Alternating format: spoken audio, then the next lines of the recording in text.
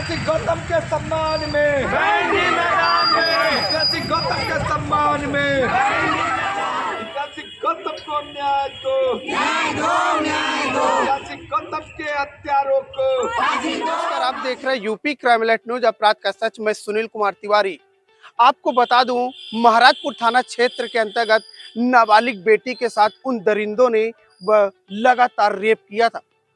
पीड़ित परिवार तो लगातार इंसाफ की गुहार मांग रहा, पर हमारे साथ कुछ कार्यकर्ता है जो स्थानीय लोग हैं, उसकी के परिवार को, उस बेटी को न्याय दिलाने के लिए, इंसाफ मांगने के लिए आज कैंडल मार्च निकाला है।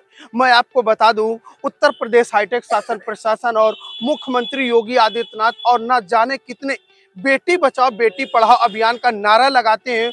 उस अभियान को, उस नारा को तार तार करते हुए उन दरिंदों को आज इस लोगों ने कैंडल मार्च निकालकर उन अपराधियों को कहा कि उन्हें फांसी की सजा होनी चाहिए। हमारे साथ कुछ लोग हैं, उनसे जानेंगे कि क्या वजह है आज कैंडल मार्च निकाल करके उस आरोपियों के खिलाफ क्या मांग है। क्या नाम है, कहाँ के रहने? मेरा नाम संतोषी गौतम है। जो जिनका रेप हुआ और वो आज इस दुनिया में नहीं है, हमें बहुत दुख है। तो हम उन्हीं की शांति के लिए और गवर्नमेंट से हम न्याय मांग रहे हैं कि दरिंदरों को फांसी होनी चाहिए। आपने जो अपना विरोध प्रदर्शन जताया है, किस प्रकार से जताया है? हम इस प्रकार से कि महिलाएं सेफ नहीं है, और अगर बेटियां हमारी सेफ नहीं रहेंगी तो हम लोगों का क्या हाल होगा, हमारी बेटियों को क्या हाल होगा। तो हम ये चाहते हैं गवर्नमेंट बेटियों के साथ बेटी बचाओ बेटी पढ़ाओ का नारा लगाते हैं, लेकिन वो नारा असफल है। देखिए, कई संस्थाएं लगातार उस बेटी को इंसाफ की गुहार तो कर रहे हैं, पर हमारे साथ भीम आर्मी के भी हैं। उन्होंने भी सड़कों पर उतर कर कैंडल मार्च उस बेटी, उस परिवार को इंसाफ की गुहार लगाई है।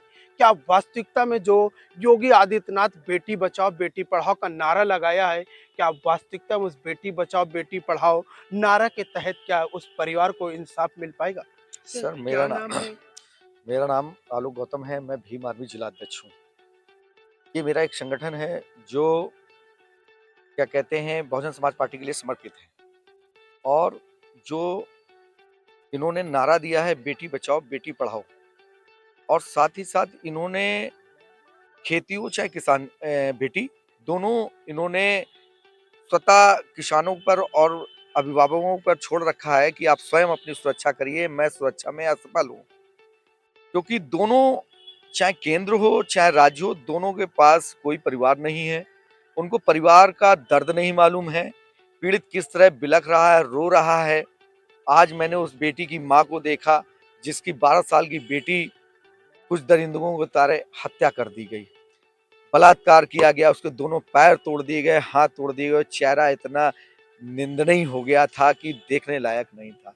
मैं सरकार से ये उपेक्षा नहीं करता था जिस तरह की सन 2014 और 17 के उपेक्षा में बताई गई थी। सरकार इनकी बहुत ही अच्छी चलेगी, मगर ये सरकार चलाने में असफल है। इससे अच्छा तो हमारे बीच में बहन कुमारी मायावती जी थी, किसी भी बहन बेटी के साथ कुछ गलत नहीं हुआ। इनके में तो, इन सरकारों में बहन बेटियों को, जो हिंदू धर्म के खिलाफ है कि रात को किसी बहन बेटी की क्रियाक्रम नहीं होता है, इन सरकारों ने रात को मनीषा वाल्मीकि की क्रियाक्रम करा दिया। और उसी तरह हमारी बहन बेटियों के, ऐसी समाज में ही क्यों बहन बेटियों के दुराचार और बलात्कार हो रहा है। मैं उन सरकार से पूछना चाहते हैं, और भी हाई प्रोफाइल है, इस बहन बेटी को सुरक्षा कैसे प्रदान करेंगे। सरकार को खुद स्वयं मुख्यमंत्री को इस घटना को संज्ञान में लेके उस पीड़ित परिवार के घर के सामने खड़ा होना चाहिए।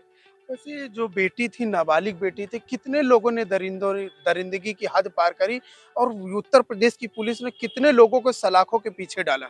ये अभी स्पष्ट नहीं हो पा रहा कितने लोगों ने किया है बलात्कार, मगर पीड़ित परिवार की तरफ से जो मुकदमे में नामजद लिखाए गए हैं 4 लोग, अब अपराधी पकड़े गए हैं, उनसे कड़ाई सुरक्षा के तौर पे अगर उनसे पता किया जाए तो उसमें अन्य अपराधियों के नाम भी खुलने को है।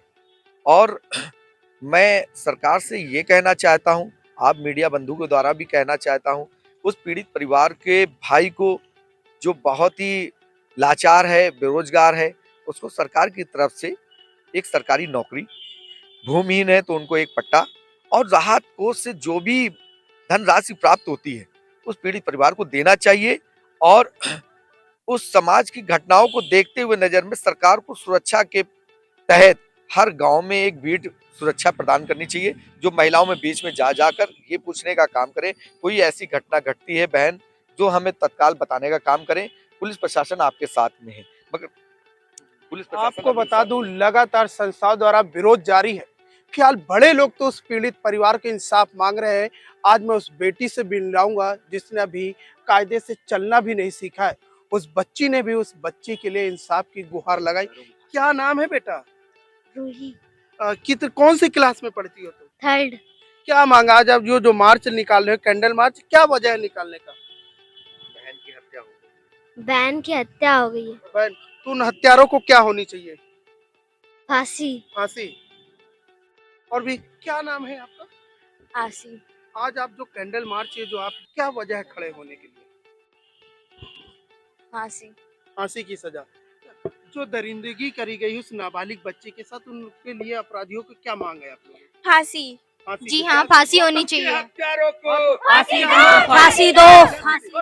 लगातार यहाँ लोगों का कैंडल मार्च निकालकर विरोध प्रदर्शन जारी है। फिलहाल आरोपियों की जो मांग है, उन्होंने कहा है कि उन आरोपियों को फांसी की सजा हो।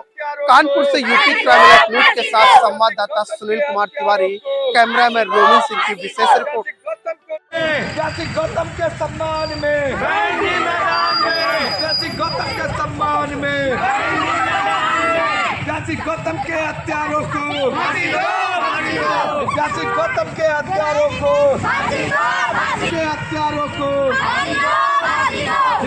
गौतम मांगे न्याय दो। गौतम को न्याय दो। गौतम के हत्यारों को गौतम के हत्यारों को गौतम के हत्यारों को गौतम के हत्यारों को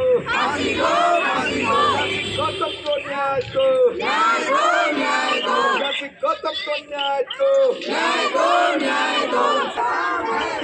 गौतम के सम्मान में